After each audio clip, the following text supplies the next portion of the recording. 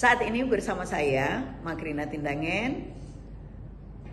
Kita akan membahas apa ya topiknya kali ini?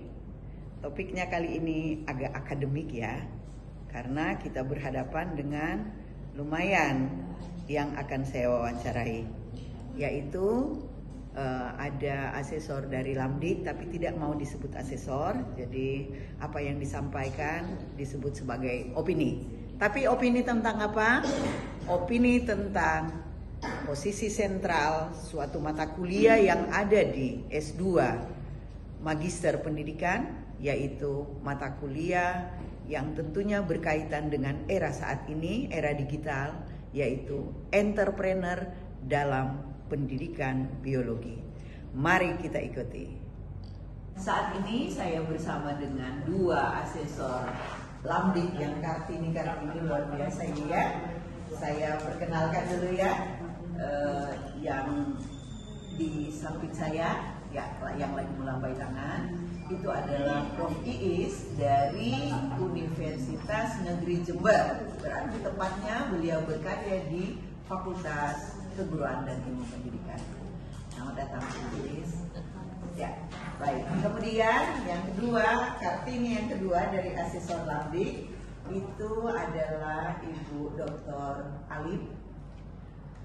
Beliau berasal dari Universitas Negeri Semarang. Selamat datang, Bu Alif. Terima kasih, Prof. Baik, luar biasa, terima kasih karena mau berkunjung di Fakultas Keguruan dan Ilmu Pendidikan yaitu Universitas Mula Warman, terutama baru selesai melaksanakan observasi pembelajaran yang dilakukan oleh saya sendiri. Ya. Baik, kita masuk ke konten pertanyaan. Ibu berdua sebagai asesor Lamdik, saya minta tanggapannya ya terkait mata kuliah entrepreneur ya, yang menjadi salah satu mata kuliah di program studi Magister Pendidikan Biologi Universitas Mula Warman. Nanti diawali dari siapa? Oke, shoot. Boleh, Bu. Oke, Biar jawabannya pendek. Terima kasih Prof. Makin yang luar biasa menginspirasi. Dia usia ternyata tidak menghalangi kreativitas ya. Gitu. Mata kuliah tadi di entrepreneur mata kuliah entrepreneur pendidikan biologi, saya pikir ini sangat bagus, ada ditawarkan di prodi Magister Pendidikan Biologi karena tentu saja mata kuliah ini juga mendukung tercapainya profil, salah satu profil di program Magister Pendidikan Biologi yaitu sebagai entrepreneur. Dan yang kedua, di era digital itu juga sangat baik, apalagi kalau kemudian yang ditawarkan itu adalah potensi lokal ya, yang kita kenal sekarang bagaimana membawa potensi lokal itu ke global. Kita kenal juga dengan adanya istilah globalisasi gitu ya, jadi jangan dispelesetkan ya. Jadi globalisasi itu potensi lokal yang dibawa ke arah global. Saya pikir sangat bagus, bisa diteruskan lebih lanjut dan bisa dikembangkan dengan lebih baik lagi. Baik, luar biasa tanggapannya memang kalau sudah asesor nih, aduh. Ini jawabannya bukan sebagai asesor ya Bu ya, sebagai Iis pribadi. Oke, berarti opininya. Opini. Oke, terima kasih. Baik, selanjutnya kita minta tanggapan dari Ibu Alif. Silakan. Oke, terima kasih Prof. Kalau tadi saya mengamati Prof mengajar itu sudah sangat luar biasa. Jadi tanggapan dari pertanyaan mahasiswa tadi, yang apa sih tipsnya bagaimana bisa menjadi konten kreator. Nah, ketika kita menjadi konten kreator itu sudah sangat luar biasa tadi Prof. Ya, jadi tidak butuh biaya yang besar, hanya butuh kamera. Yang penting kita memiliki ilmunya. Jadi ilmunya, kita punya ilmu tentang bagaimana mengajar, bagaimana untuk mengeksplor potensi lokal yang ada di Kalimantan utamanya atau khususnya Samarinda itu yang tadi sempat diangkat tentang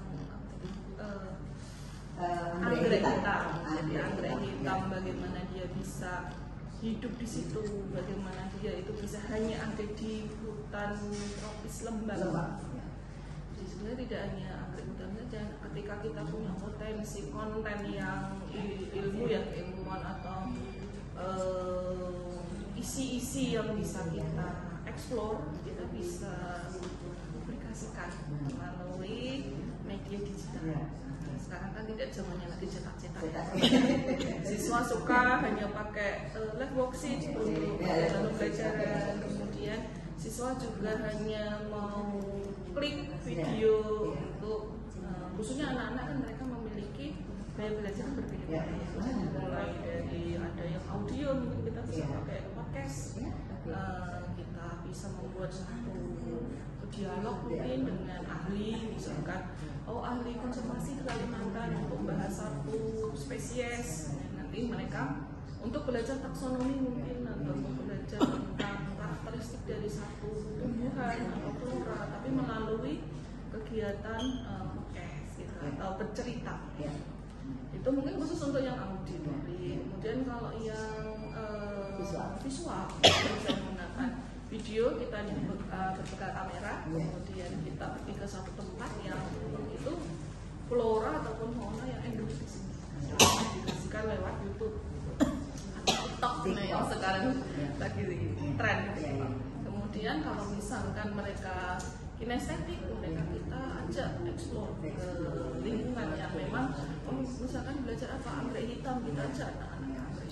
Jadi tidak menuntut yang SD, SMP, SMA, perguruan tinggi, kita bisa mengenalkan ketika mereka itu mengenal dengan baik atau memahami dengan baik daerahnya, dia akan cinta lingkungannya, mengkonservasi apa yang dia miliki, dan mungkin yang utama tidak tertarik untuk meninggalkan Indonesia.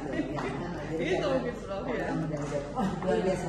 Tanggapannya sangat sangat akademis sekali ya. Walaupun dibilang opini, tapi betul-betul opini akademik ya. Jadi di mana Prof. Iis melihat sentralisasi mata kuliah ini ya, sehingga bisa menjadi sumber inspirasi bagi siapa saja yang ingin mendalami itu ya, baik tentunya terkait praktisi pendidikan ya, baik itu guru maupun dosen, lalu menjadi pembelajaran bagi peserta didik. Namun tadi ya ini juga bagus ada benang merah, satu benang merah dari Ibu Dr.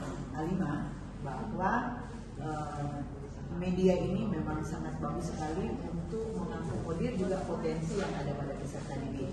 Misalnya salah satunya kata yang terakhir itu adalah karena peserta didik kita memiliki potensi dalam hal gaya belajar. Ya, baik, terima kasih loh ya. Urun opininya, tetapi opininya terkait dengan akademik.